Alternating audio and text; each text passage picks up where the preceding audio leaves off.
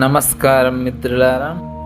స్వామి శివానంద గారి గ్రంథం ఆధారంగా మనం పూర్తి చేసుకున్న 10 రోజుల బ్రహ్మచర్య సిరీస్కు మీ నుండి లభించిన అద్భుతమైన రెస్పాన్స్కు ధన్యవాదాలు. ఈ సిరీస్ ద్వారా మీలో రగిలిన క్రమశిక్షణ అనే నిప్పును ఒక తిరుగులేని విజేతగా మార్చే శక్తే ఈ కొత్త ప్రయాణం.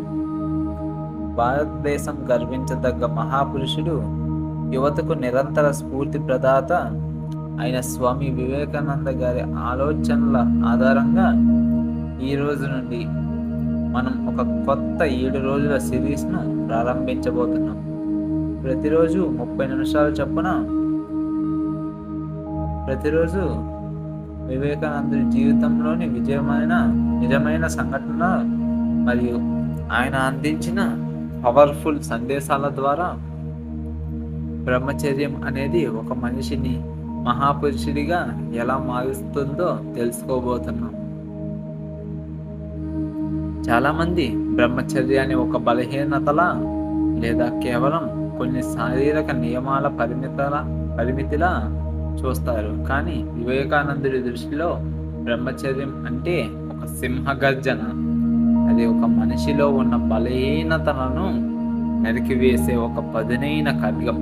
ఈరోజు మొదటి భాగంలో వివేకానందుడు బ్రహ్మచర్యానికి ఇచ్చిన అసలైన నిర్వచనం ఏమిటి, ఆయన దీనిని ఎందుకు అంతగా నమ్మారు, మరియు ఇది మన క్యారెక్టర్ను ఎలా మారుస్తుందో ఇన్డెప్త్గా తెలుసుకోబోతున్నాం.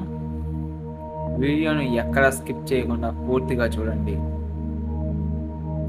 స్వామి వివేకానంద గారు యువతను ఉద్దేశించి మాట్లాడేటప్పుడు ఎప్పుడూ ఒక మాట అనేవారు: నాకు 100 నిఖార్సైన పవిత్రమైన బ్రహ్మచర్య శక్తి ఉన్న యువకులను ఇవ్వండి. నేను ఈ దేశం యొక్క రూపురేఖలను మార్చి చూపిస్తాను. ఆలోచించండి, ఆయన డబ్బును అడగలేదు, పెద్ద పెద్ద చదువులు చదివిన మేధావులను అడగలేదు. ఆయన అడిగింది కేవలం బ్రహ్మచర్య శక్తి ఉన్న యువకులను మాత్రమే.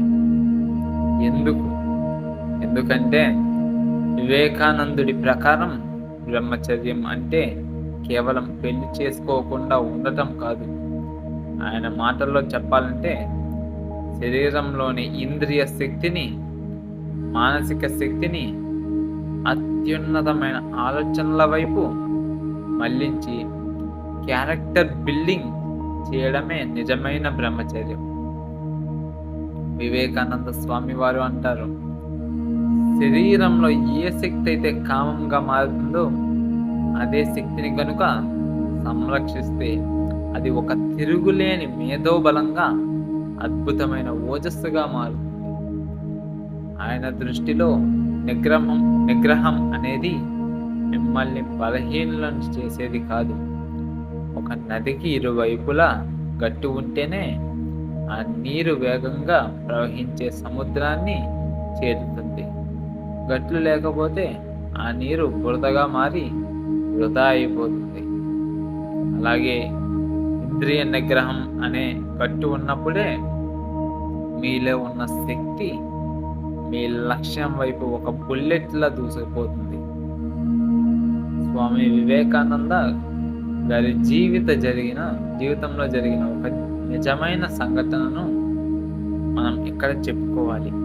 దీని ద్వారా బ్రహ్మచర్య శక్తి ఎలాంటి మేధస్సును ఇస్తుందో మనకు అర్థమవుతుంది. వివేకానంద స్వామి వారు ఒకసారి మీరట్లోని ఒక పెద్ద లైబ్రరీలో ఉండేవారు. ఆయనకు చదవడం అంటే ప్రాణం. ఆయన తన గురుబాయ్ అయిన స్వామి అఖండానందను ఆ లైబ్రరీకి పంపి ప్రతిరోజు సర్జాన్ లుబ్బాక్ అనే రచయిత రాసిన పెద్ద పెద్ద గ్రంథాలను ఒక్కో వాల్యూమ్ చొప్పున తెప్పించుకునేవారు. తెచ్చిన పుస్తకాన్ని స్వామీజీ కేవలం ఒక్క రోజులో చదివేసి మరుసటి రోజు ఉదయమే దాన్ని లైబ్రరీకి తిరిగి ఇచ్చేసి నెక్స్ట్ వాల్యూమ్ తెమ్మనేవారు. ఇలా కొన్ని రోజులు వరుసగా జరిగేసరికి ఆ లైబ్రరీరియన్కు ఒక పెద్ద అనుమానం వచ్చింది. ఈ సన్యాసి నిజంగానే పుస్తకాలు చదువుతున్నాడా లేక కేవలం పేజీలు తిప్పేసి బిల్డప్ ఇస్తున్నాడా? ఒక్క రోజులో అంత పెద్ద గ్రంథాన్ని ఎవరైనా ఎలా చదవగలరు అని అఖండానందతో అన్నాడు. ఈ విషయం వివేకానందుడికి తెలిసింది. ఆయన స్వయంగా ఆ లైబ్రరీరియన్ దగ్గరికి వెళ్ళి చాలా ప్రశాంతంగా ఇలా అన్నారు. అయ్యా, మీకు నాపై అనుమానం ఉందట కదా. నేను వెనక్కి ఇచ్చిన ఏ పుస్తకం నుండైనా, ఏ పేజీ నుండైనా నన్ను ప్రశ్నలు అడగండి, నేను సమాధానం చెప్తాను. ఆ లైబ్రరీరియన్ ఆశ్చర్యపోతూ ఒక పెద్ద పుస్తకం తీసి మధ్యలో ఒక పేజీ తెరిచి ఒక కఠినమైన లైన్ చదివి దీని అర్థం ఏంటని అడిగాడు. వివేకానంద గారు కేవలం ఆ ప్రశ్నకు సమాధానం చెప్పడమే కాదు, ఆ పేజీలో ఉన్న పారాగ్రాఫ్ ఉన్నట్లుగా నోటితో అప్పచెప్పేశారు. ఆ లైబ్రరీరియన్ షాక్ అయ్యాడు. ఇది ఒక మనిషికి ఎలా సాధ్యం? మీరేమైనా మంత్రగలరా అని అడిగాడు. అప్పుడు వివేకానంద గారు నవ్వుతూ ఒక అద్భుతమైన మాట చెప్పారు. ఇందులో ఎలాంటి మంత్రాలు లేవు. నేను చిన్నప్పటి నుండి కఠినమైన బ్రహ్మచర్యాన్ని, ఏకాగ్రతను పాటించాను.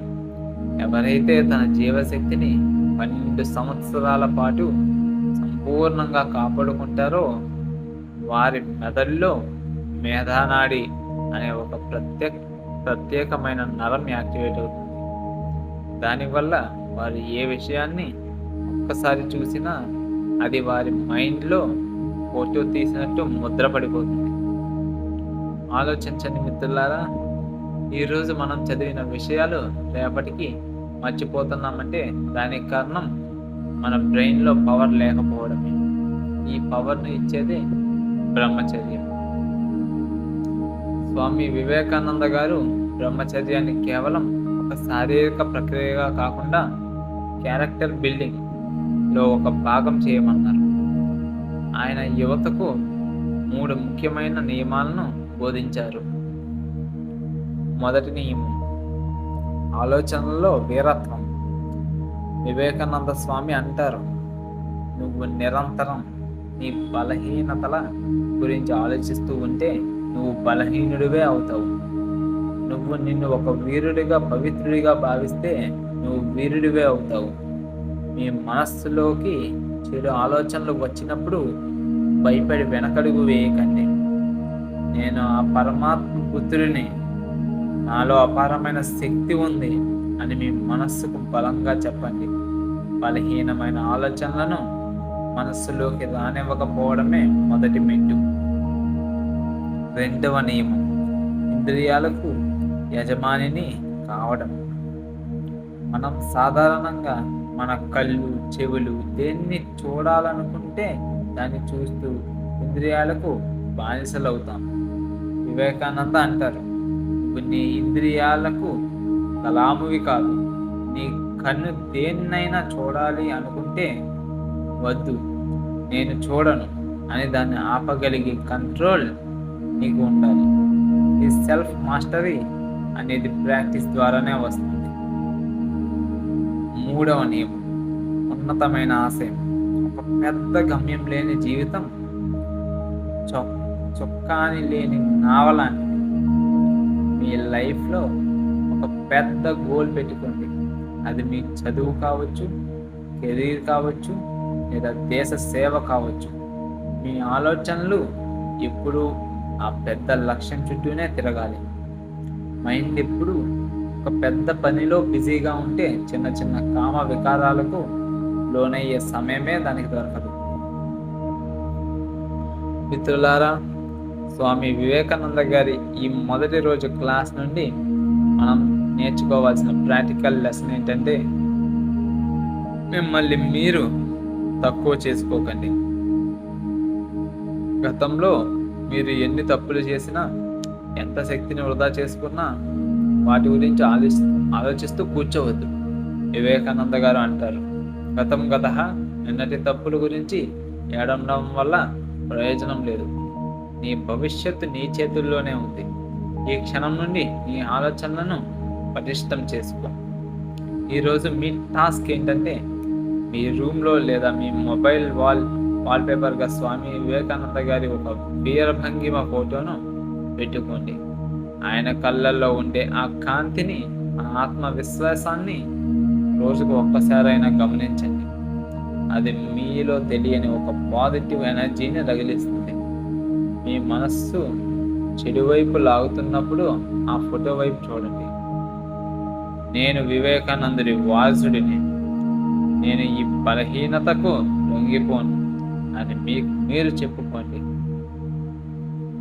మిత్రులారా, ఈరోజు మనం స్వామి వివేకానంద గారి దృష్టిలో బ్రహ్మచర్యం అంటే ఏమిటో, ఆయన జీవితంలోని అద్భుతమైన లైబ్రరీ సంఘటన ద్వారా తెలుసుకున్నాం.